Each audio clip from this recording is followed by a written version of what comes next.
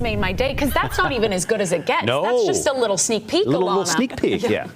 Really, really pretty down there. And as we look at average fall colors here, we're starting to really get into the mix. Now, Brian had one of the spots that we see that in late September on average. Also the case for the Uintas and parts of the Wasatch Plateau. Mid to late October is a big part of the leaves changing on average in the Beehive State. So you still have plenty of time, but it is really pretty out there. The countdown to fall is on 3 more days. It's Sunday when we officially change seasons, so we're soaking up the last few days of summer, folks, and we're doing it with gorgeous temperatures and clear skies. Live view from Park City. Love this view because you can actually look towards the Uintas, where we have a little bit of cloud cover, but so gorgeous. Now, we do have an upper level low that is going to impact parts of Utah as we head into tomorrow. But right now, we've just seen amplified ridging, meaning our temperatures bouncing back to average.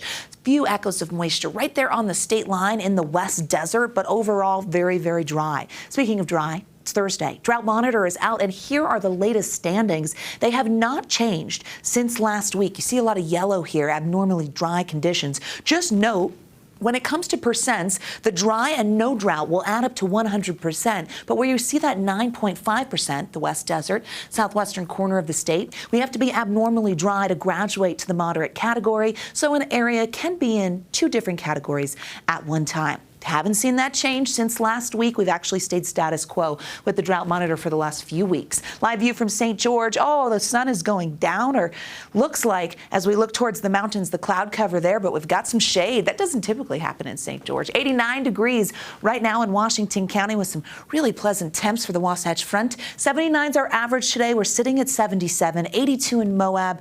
We've got those 70s along the I-15 corridor. For the Wasatch Front, dry, clear skies expected for the rest of your night as we head towards ABC4 News at 10. By then, temperatures will be in the low 60s. If you're going to be out, head out one last time. It's really pretty out there. We start to see some changes as we close the work week. Our precipitation potential begins to rise in the southwestern corner of the state and along the higher terrain all the way into northern Utah. So the mountains and the southwestern corner of Utah looking at wet weather potential and some isolated thunderstorms. And it's due to that upper level low. It's taking a southerly track, but it's meandering through the desert southwest. And by tomorrow morning, getting closer and closer to southern Utah. That energy will result in a few isolated showers to start in the afternoon, but by the evening, more widespread and isolated storms will push towards the I-70 corridor and pop up throughout southern Utah. We could also see that a little further north. As we head into our Saturday, that low is still on the move, and as a result, we've increased the thunderstorm threat for eastern Utah.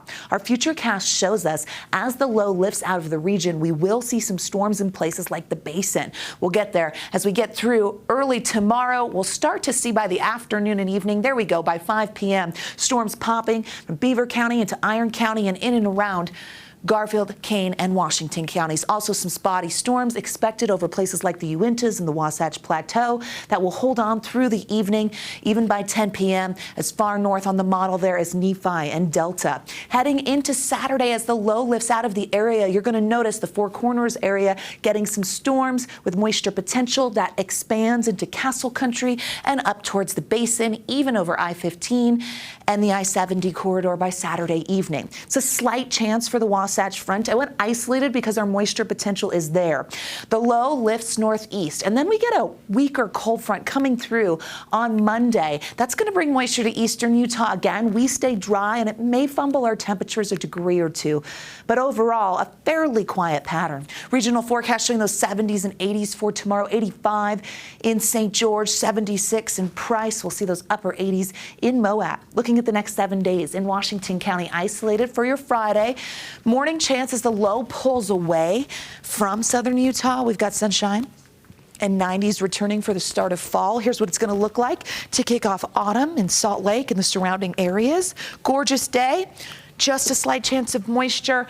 Friday and into Saturday, kicking off autumn with highs in the upper 70s. It's going to be really beautiful. Nice. You want to get out and enjoy those leaves. You have to, We've got great temperatures Come on. It's a natural treasure and here. We've been waiting so long.